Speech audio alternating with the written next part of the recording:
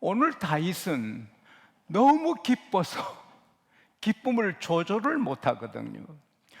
오늘 본문의 이 성경을 내가 50몇 권 성경을 참고해 보면은 번역을 할 수 없는 거예요. 다윗이 너무 기뻐해서 어떤 성경은 다윗이 기쁨을 이기지 못하게 한다. 다윗이 심히 기뻐했다. 다윗이 기쁨에 막 빠져 있다. 근데 영어로든 우리나라 말로든 이게 표현할 수 없어요. 그만큼 다윗이 기뻐가지고 어쩔 줄을 모르는 거예요. 9절에도 다윗이 너무 기뻐서 기쁨을 이기지 못하고, 17절에도 너무 기뻐서, 우리 번역에 심히 기쁘다 했지만 감당을 못하고, 22절에는 막 백성들과 함께 기뻐서 어쩔 줄 모르고 먹고 마시면서 즐거워하는 거예요. 다윗은 이제 인생의 막이 곧 내려지는데, 다윗은 하나님이 자기를 부르실 걸 알고 왕위를 아들에게 위임하잖아요. 통치권, 왕자리도 이제 물려주고, 자기 몸은 이제 세학에서 곧 인생을 마감하는데 어찌 그렇게 희망차고 벅차고 기뻐서 세상에 그 시대의 최고 행복한 사람은 다윗이잖아요. 왜? 그 나이 든 사람을 이제 자기 왕위도 넘겨주는 그 사람 가슴에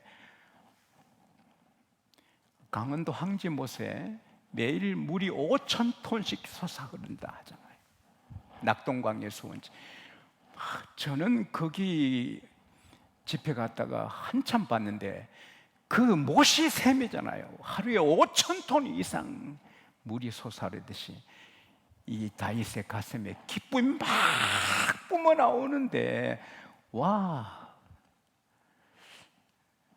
저도 그런 게 그만큼은 일지 몰라도 매일 기쁘지만 여러분도 그렇게 기쁘게 되기를 바랍니다. 기쁨을 조절하지 못할 정도로, 그게 주의 뜻이잖아요. 항상 기뻐하라. Be joyful always. For this is God's will for you in Jesus Christ. 항상 기뻐하는 것이 하나님의 뜻입니다. 왜? 우리에게 큰 교훈이 돼요.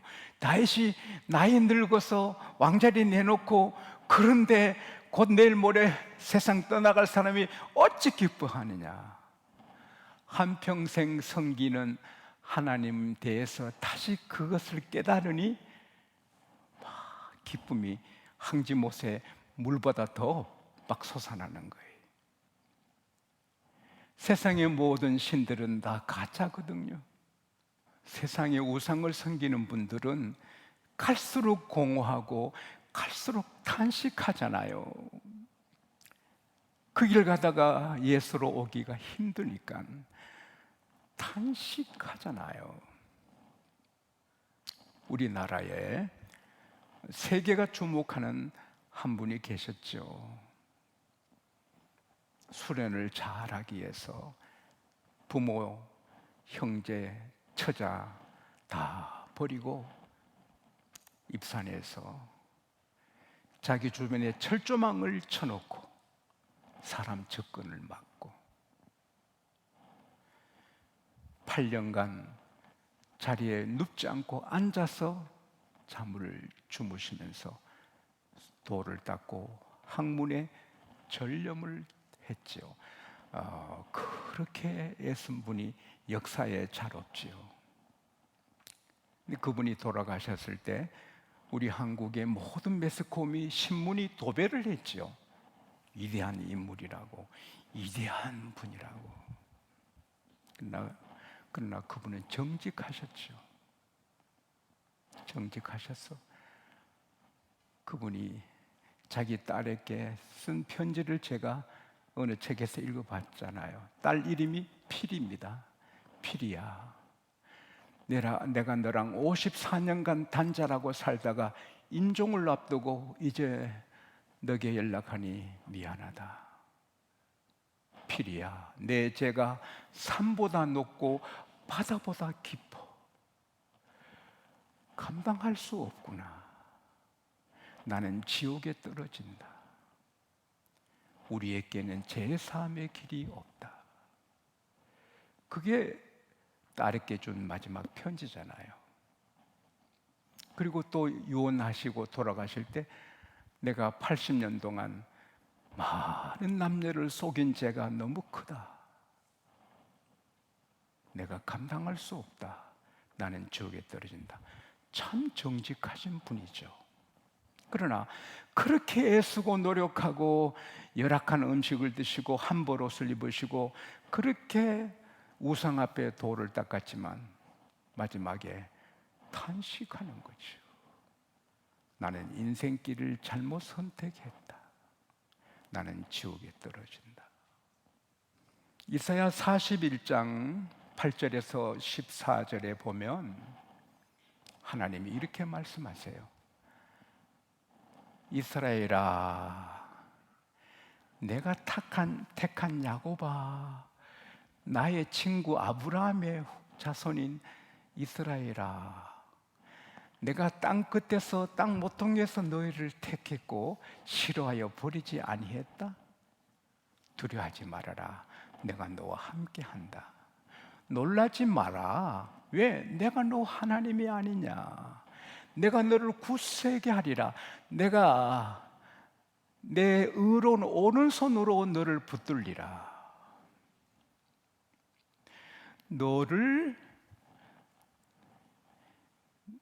너에게 노하는 자들 내가 다 없애버리겠다. 너를 치는 자들 모욕을 당하고 욕을 당하게 하고 아무것도 아닌 것처럼 만들겠다. 그래서 아무리 찾아도 없을 것이다. 14절의 말씀이 지렁이 같은 야곱아. 우리 번역에 지금은 벌레 같은 야곱아. 근데 대개 애국어 번역엔 지렁이 같은 야곱아. 두려워하지 말아라. 내가 너를 돕는다. 할렐루야. 내가 너 오른손을 붙들고 돕겠다. 할렐루야. 와, 사실 다윗은 지렁이 같거든요. 목동 멸시받고 살았잖아요. 멸시받는 가문의 아들.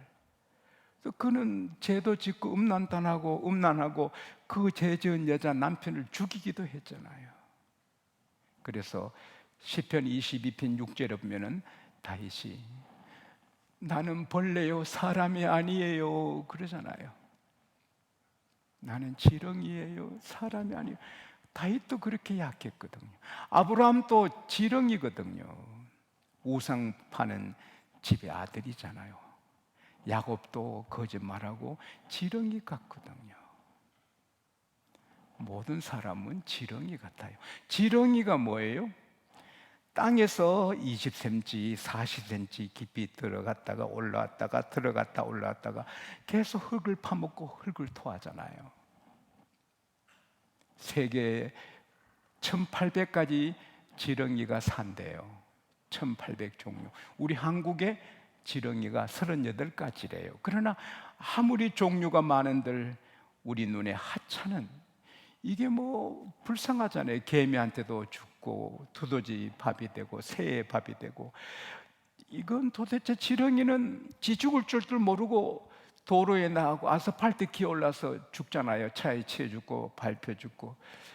지렁이들이 숲에 있으면 좀 오래 살 텐데 길이 나오고 아스팔트에 올라오는 지렁이 보면 내가 바람난 지렁이다. 바람이 나서 저 일찍 죽는구나. 교인들이 교회를 떠나 밖으로 나가면 바람난 교인 짓밟혀 죽는 거죠. 교회가 중요한 거예요. 밟혀 죽을 줄도 모르고 그게 지렁이에요. 근데 이런 지렁이 같은 우리를 하나님께서 택하셔서 하나님의 자녀 삼아주시고 세상에 예수님의 십자가 보배 피로 지렁이 같은 우리를 깨끗하게 씻어주시고 성령님을 주셔서 우리는 나그네요 행인 같고 희망이 없는데 성령님이 들어오셔서 하나님처럼 영원히 살고 할렐루야. 이거 깨달으면 얼마나 놀라워요. 야곱이 뒤에는 형이 따라 죽일 수 있고 앞에는 애갓집이 그대로 있는지 애삼촌이 살아있는지 돌아가셨는지 이사 갔는지 불안하고 앞뒤로 사방으로 불안 공포 두려움, 그 가운데 무섭게 강야에서 잠이 들었잖아요. 지렁이 같은 야곱이. 그런데 꿈에 하나님이 그에게 아름다운 세계를 열어주잖아요. 사닥다리가 하늘에 닿았어요. 아무리 건축회사에서 큰 사닥다리 만들어도 하늘에 못 닿아요. 하늘에 올라가는 사닥다리는 예수 그리스도뿐입니다. 할렐루야. 나 꿈을 꿨거든요. 하늘에 닿는 사닥다리 올라가는 꿈을 꿨는데, 근데 그 사닥다리에 천사들이 오르락 내리락 해서 야곱이 이렇게 보고 있는데, 제일 이 하늘 위에 보니 하늘에 하나님이 서서 야곱을 보시는 거예요. 하나님은 영이셔서 볼 수 없지만 하나님이 보여주시면 보는 거예요. 보여주신대요. 모세도 하나님이 등을 봤잖아요. 사실 예수님이 하나님이신데 뭐 다 하나님을 봤잖아요. 하나님께서 야곱, 예, 너 내가 누군지 아니? 나는 너 할아버지 아브라함의 하나님이다. 너 아빠 이삭의 하나님이야. 나는 너의 하나님이야. 너 누운 자리를 땅을 너가 너 후손에게 주겠다. 너 자손이 번성해서 동서남북으로 편만하게 퍼진다. 이 세상 모든 민족이 너 자손 때문에, 너와 너 자손 때문에 복을 받으리라. 너가 어디 가든지 내가 함께하고 너를 지켜준다. 내 계획이 있는데 그 계획을 이룰 때까지 내가 너를 도와준다. 야곱이 갑자기 불안 공포 다 사라지고 꿈에서 깨서는 뛰잖아요. 하나님이 여기 계시는데 나는 몰랐구나. 여기가 하나님이 계시는 곳인 나는 몰랐네 하면서 막 흥분하고 황홀한 가운데서 하나님께 경배하잖아요. 다윗에게 야곱에게 하나님이 함께 하셨지만 우리에게는 쑥 들어와 계시는 거예요. 우리는 지렁이 같은데, 과거도 부끄러운데, 너 이제 사회주사 기억 아니하신다. 나는 너 과거 모른다. 오늘 이쁜 내 아들 내 딸이다. 할렐루야. 앞으로도 같이 하겠다. 걱정하지 말아라. 미래 걱정하지 말아라. 할렐루야. 너 오른손을 내가 붙들리라. 우리가 어떻게 살아야 되겠어요? 우리가 천당 가는 날까지 하나님은 우리 안에 계시고, 전염병이, 전쟁이, 어떤 일이 있어도 하나님은 우리 함께 계시고 안 버리셔요. 할렐루야. 이 고마우신 하나님 앞에 어떻게 살아야 되겠어요? 사업이, 자녀 교육이, 내 건강 관리가, 내 직장이 참 중하지만, 다윗은 왕으로서 일하는 게 중하지만 그게 첫째가 아니에요. 하나님 예배하는 거예요. 그래서 20절에 보면은 여호와를 송축하라. 백성들아 여호와를 송축하라. 하나님을 송축하라.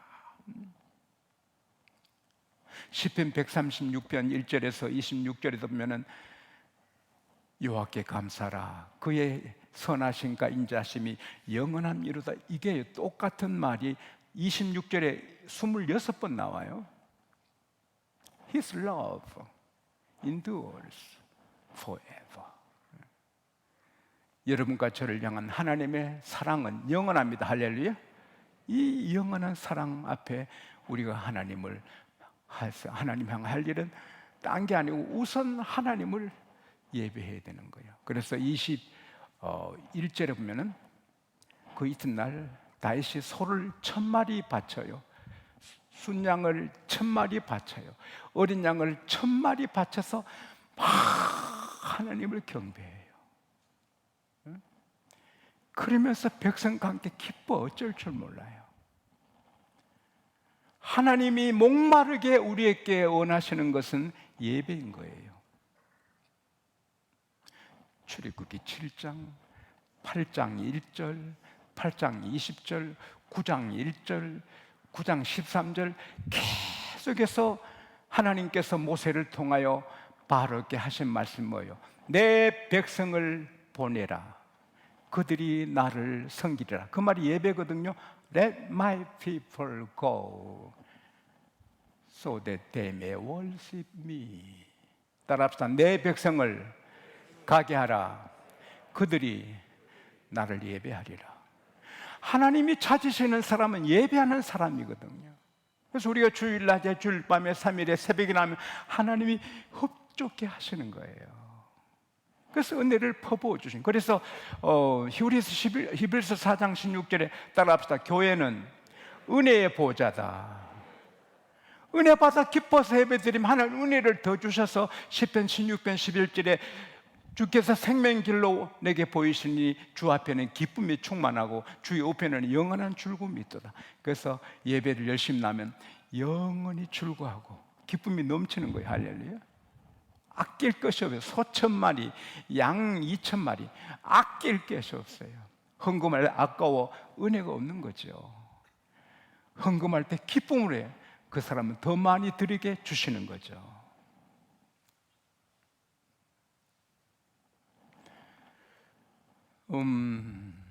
그리고 둘째로 다윗이 한 것은 하나님의 성전을 짓는데 다 쏟았지요. 윌리엄 캐리가 말했어요. 하나님을 향하여 위대한 일을 기대하라. 하나님 앞으로 내게 어떻게 해주실까? 따라합시다. 하나님의 위대하심을 기다리자. 님인식 어르신 또 정경총회장단 수련회 가면 철저하게 새벽부터 예배 드리거든요. 철저하게 예배 드리거든요. 빛이 나는 거죠. 사랑하는 여러분, 예배만 드려도 다 됩니다. 할렐루야.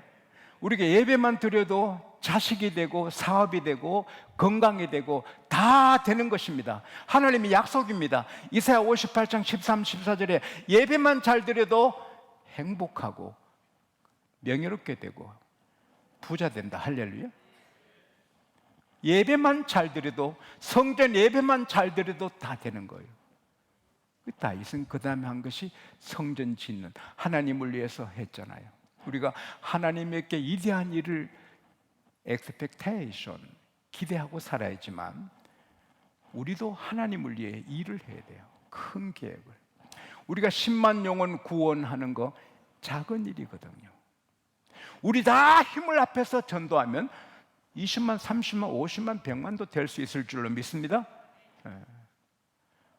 하나님을 위해서 계획을 해야 돼요. 하나님이 전능하신데 그걸 믿으면 주권이, 힘이 다 있는데 그걸 믿으면 못할 일이 없어요. 따라합시다. 내게 능력 주시는 자 안에서 내가 모든 것 할 수 있다. I can do everything through him who gives me strength. 예수께서 할 수 있거든요. 뭐냐? 믿는 자에게 능치 못할 일이 없다. If you can, everything is possible for him who believes. 따라합시다. 나는 할 수 있다. 하나님의 힘으로 큰일 할 수 있다. 그래서 큰 계획을, 오늘 밤에도 말씀이 나가는데 하나님을 위해 이걸 해야 되겠다는 계획을 해야 돼요.